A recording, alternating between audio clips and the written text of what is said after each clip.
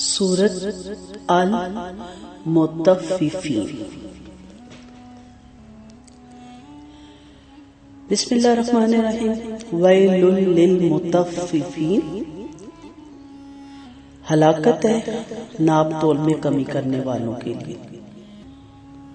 الذین اذا اکتالوا علی الناس یستوفون، وہ لوگ ہیں کہ جب وہ ماپ کرتے ہیں لوگوں سے تو پورا لیتے ہیں۔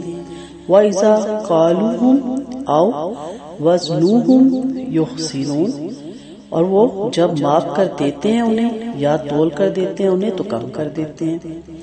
أَلَا يَظُنُّ أُولَئِكَ أَنَّهُمْ مَبْعُوثُونَ، کیا یہ نہیں یقین رکھتے یہ لوگ کہ بلا شبہ وہ قبروں سے اٹھائے جائیں گے۔ لِيَوْمٍ عَظِيمٍ، یہ دن عظیم کے لیے، یوم عظیم کے لیے۔ یوم یقوم الناس لرب العالمین، جس دن کھڑے ہوں گے لوگ رب العالمین کے سامنے۔ قَلَّا إِنَّ كِتَابَ الْفُجَّارِ، ہرگز نہیں بلا شبہ نامہ اعمال فاجروں کا، لفی سجین، یقیناً سجین میں ہے۔ وَمَا أَدْرَاكَ مَا سِجِّينٌ، اور کس چیز نے خبر دی آپ کو کہ کیا ہے سجین؟ کتاب مرقوم، ایک کتاب ہے لکھی ہوئی۔ ویل یومئذ للمکذبین، ہلاکت ہے اس دن جھٹلانے والوں کے لیے۔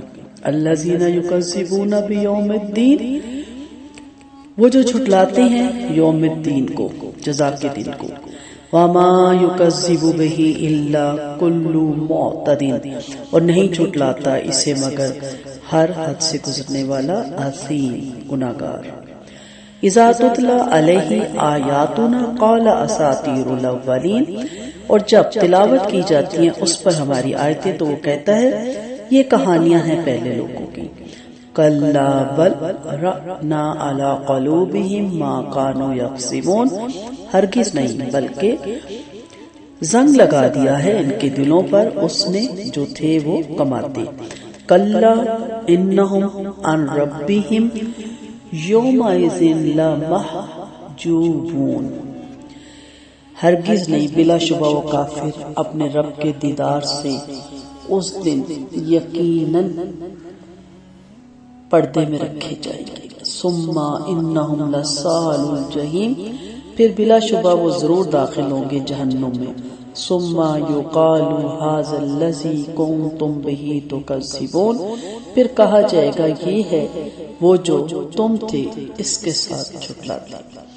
17 آیتوں تک رکھتے ہیں، ترجمہ لمبا ہے، دو اس میں پارٹس میں ہم اس کی تفسیر دیکھ لیتے ہیں۔ میں بارہا آپ کو یاد دہانی کرواتی رہتی ہوں کہ یہ مختصر تفسیر ہے، یہ کوزے میں ایک ایک لفظ میں دریا بند ہے۔ زندگی رہی اللہ نے توفیق دی تو اسے کبھی ڈیٹیل سے بھی 30ویں پارے کی تفسیر ہم کریں گے۔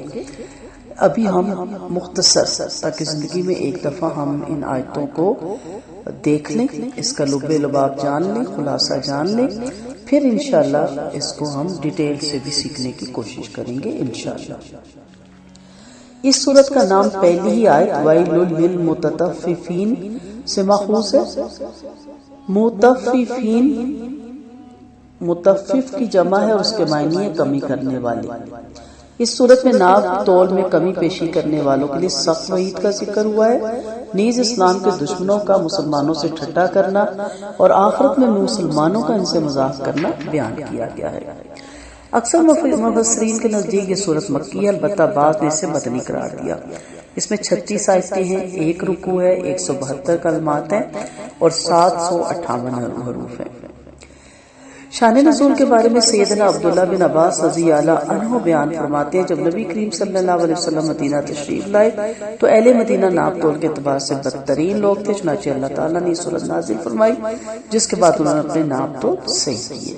سنن ابو داؤد ماجہ کی یہ حدیث ہے 2223 2223۔ ناپ تول میں کمی بیشی کوئی چھوٹا گناہ نہیں، ہلاکت کا سبب بنتا ہے۔ چیزیں لینے اور دینے کے لیے الگ الگ پیمانے رکھنا اور ڈنڈی مار کر ناپ تول میں کمی کرنا بہت بڑی اخلاقی بیماری ہے جس کا نتیجہ دنیا اور آخرت میں تباہی ہے۔ اسی لیے فرمایا کہ جو لوگ ناپ تول میں کمی کرنے والے ہیں ان کے لیے تباہی اور ان پر اللہ تعالیٰ کی مار اور پھٹکار ہے۔ حقیقت میں یہ گری ہوئی حرکت انتہا انتہائی، اور اس بات کی دلیل ہے کہ تھوڑی تھوڑی چیزیں چوری کرنے والا شخص زیادہ مال اڑانے سے بھی پرہیز نہیں کرنے والا، اور صرف اپنی کم ہمتی یا پکڑے جانے کے خوف سے اتنی چوری پر صبر کیے بیٹھا ہے، ورنہ اس کی طبیعت کے بگاڑ اور امانت سے خالی ہو جانے میں کوئی کمی باقی نہیں رہی۔ اس کے برعکس جب وہ دوسروں سے اپنا حق لیتا ہے تو بڑی ہوشیاری، دانائی اور بھرپور طریقے سے لیتا ہے، لیکن دوسروں کے حق ادا کرنے میں کمی اور کوتاہی کرتا ہے۔ نبی کریم صلی اللہ علیہ وسلم نے فرمایا، جو قوم ناپ تول میں کمی کرتی ہے اس پر قحط سالی، سخت مشقت اور حکمرانوں کا ظلم مسلط کر دیا جاتا ہے۔ سنن ابن ماجہ کی حدیث ہے 419۔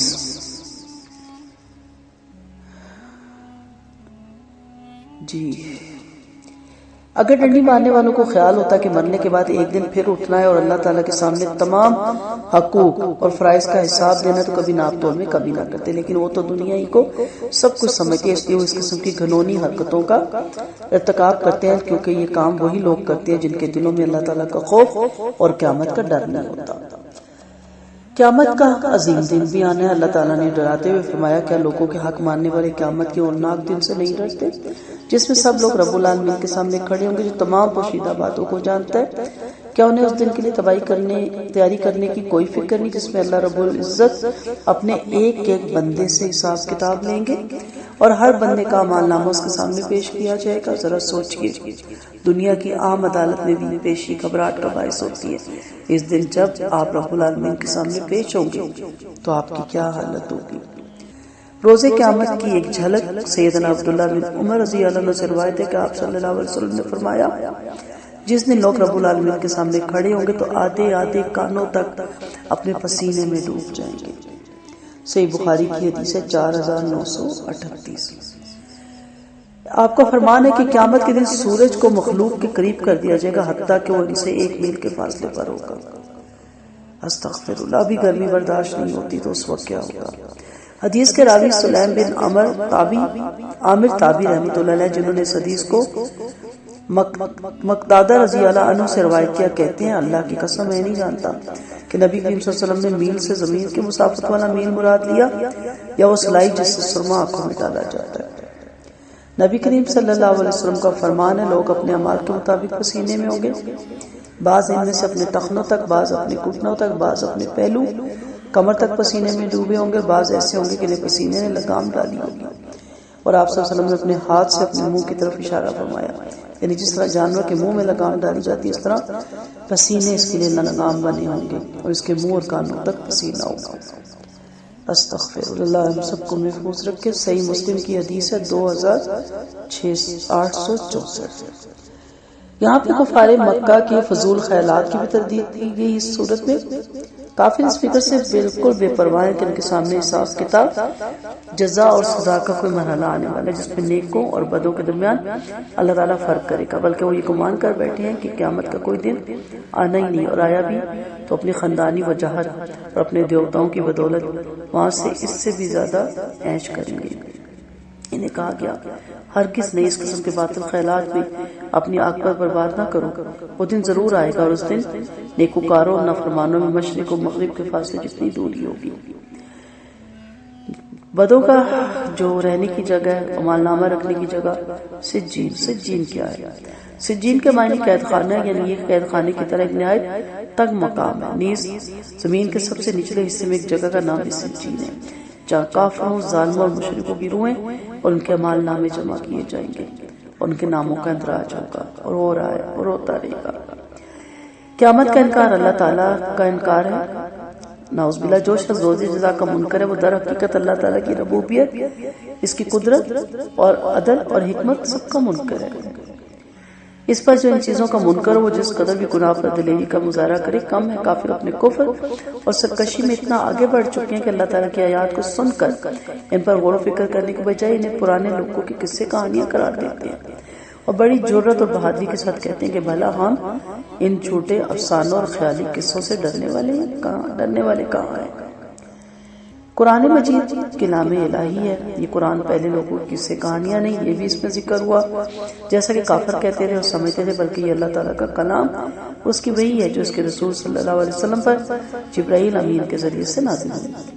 کافروں کی آیات الہی کو جھٹلانے کی وجہ یہ نہیں کہ یہ پہلے لوگوں کی قصے کہانی ہے یا ان کے برحق ہونے میں کوئی شبہ ہے، بلکہ ان کے دل اس قرآن اور وحی الہی پر ایمان اس لیے نہیں لاتے کہ ان کے دلوں پر زیادہ گناہ کی وجہ سے پردے پڑ گئے اور وہ زنگ لود ہو گئے، جس کی وجہ سے انہیں حق اور باطل میں فرق نظر نہیں آتا۔ گناہوں سے دل سیاہ ہو جاتے ہیں۔ گناہ اگر بار بار کیا جائے اور توبہ نہ کی جائے تو یہ پورے دل کو گھیر لیتا ہے۔ سیدنا ابو ہریرہ رضی اللہ عنہ سے روایت ہے کہ آپ صلی اللہ علیہ وسلم نے فرمایا، بے شک بندہ جب گناہ کرتا ہے تو اس کے دل پر ایک سیاہ نقطہ لگا دیا جاتا ہے، اگر وہ گناہ سے باز آ جاتا ہے، استغفار و توبہ کر لیتا ہے تو اس کا دل صاف کر دیا جاتا ہے، وہ سیاہی دور کر دی جاتی ہے، اور اگر توبہ کے بجائے گناہ پر گناہ کیا جاتا ہے تو وہ سیاہی بڑھا دی جاتی ہے حتیٰ کہ اس کے پورے دل پر چھا جاتی ہے۔ یہی وہ راز ہے جس کا ذکر اللہ تعالیٰ نے قرآن مجید میں کیا، ہرگز نہیں بلکہ ان کے دلوں پر ان کے برے اعمال نے زنگ لگا دیا ہے۔ جامع ترمذی کی حدیث ہے 3334۔ دیدار الہی سے کفار محروم ہوں گے۔ کافروں کا یہ کہنا ہے کہ قیامت ہوئی بھی تو دنیا کی طرح وہاں بھی پروردگار کی نوازشیں ہم ہی پر ہوگی، ہرگز درست نہیں، انہیں پروردگار کے دیدار سے محروم رکھا جائے گا، اور ان کے برعکس اہل ایمان کو اللہ تعالیٰ کا دیدار نصیب ہوگا۔ نیز کافروں کو جہنم کی تنگ اور تاریخ کوٹری میں داخل کیا جائے گا جہاں آگ پوری قوت کے ساتھ بھڑک رہی ہوگی، پھر انہیں مزید ذلیل اور رسوا کرنے کے لیے کہا جائے گا کہ یہی وہ عذاب ہے جسے تم دنیا میں جھٹلایا کرتے تھے۔ خلاصہ دیکھ لیتے ہیں 17 آیات کا، پھر دوسرے کلاس میں انشاءاللہ باقی آیات کو ہم دیکھیں گے۔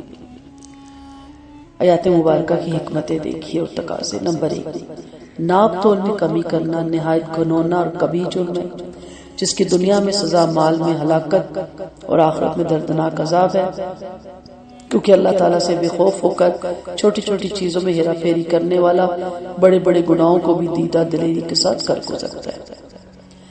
نمبر 2، جب انسان ایمان کی دولت سے محروم ہو جاتا ہے تو گناہ کرنا اس کے لیے آسان ہو جاتا ہے۔ نمبر 3، قیامت کا انکار کرنے والے کے لیے تباہی اور بربادی ہے۔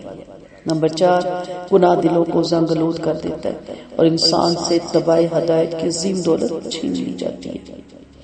نمبر 5، اگر ہم اپنے خالق اور مالک کی بندگی کا ٹھیک طور پر حق ادا کرنے کی کوشش کرتے ہیں تو ہمیں دوسروں کے ساتھ حسن سلوک کا مظاہرہ بھی کرنا چاہیے، کیونکہ ہمارے خالق نے یہی حکم دیا۔ اور نمبر 6، انصاف کا تقاضا ہے کہ ایک دن ایسا آئے جب ظالم اور مظلوم، اچھے اور برے، فرمانبردار اور نافرمان چھانٹ کر الگ کر دیے جائیں گے، اور دنیا میں جنہوں نے دوسروں کی حق تلفیاں کی، لوگوں کے جان و مال پر ڈاکے ڈالے، دل آزاریاں اور زبان درازیاں کی، اور قانون کی پکڑ سے بچ نکلے، ایسے ظالموں سے انتقام لیا جائے گا اور مظلوموں کو انصاف فراہم کیا جائے گا۔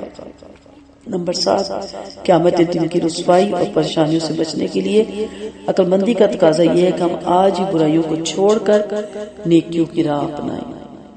اور نمبر 8، حق بات سے منہ موڑنا اور سچائی سے بے رخی اختیار کرنا ضد، ہٹ دھرمی، غرور اور تکبر کا نتیجہ ہے۔ نیز برائیوں اور بے حیائیوں میں مبتلا ہونا انسان کے ضمیر کو مردہ کر دیتا ہے۔ اس کو قرآن حکیم میں ران یعنی دل کا زنگ لود ہونا کہا گیا۔ پھر نمبر 9، جب کوئی قوم بے روا روی کا شکار ہو جائے اور وہاں آکاش بیل کی طرح برائیاں پھوٹ پڑیں تو سمجھے کہ قریب اللہ تعالیٰ کا عذاب اس پر آنے والا ہے۔ عذاب الہی کی مختلف شکلیں ہیں۔ مہنگائی جو آج بہت کامن ہے ہمارے ملک میں، بے روزگاری وہ بھی آپ کے سامنے، قحط سالی، نااہل اور اجاڑ حکمران، دشمنوں کا خوف اور ان کی زیادتی، یہ سارے عذاب اس وقت ہم اہل وطن بھگت رہے ہیں، اور بلکہ اہل وطن ہی نہیں ساری دنیا بھگت رہی ہے۔ اور پھر نمبر 10، کافر دنیا میں اللہ تعالیٰ کی رحمت سے دوری کے مستحق ہے، جبکہ قیامت کے روز ان کے لیے گناہوں کی پاداش میں اللہ تعالیٰ کے دیدار سے محرومی ہوگی اور انہیں جہنم میں جھونک دیا جائے گا۔ استغفر اللہ وآخر دعوانا ان الحمد للہ رب العالمین۔ سبحانک اللہم و بحمدک، نشہد ان لا الہ الا انت، نستغفرک و نتوب الیک۔ السلام علیکم ورحمۃ اللہ وبرکاتہ۔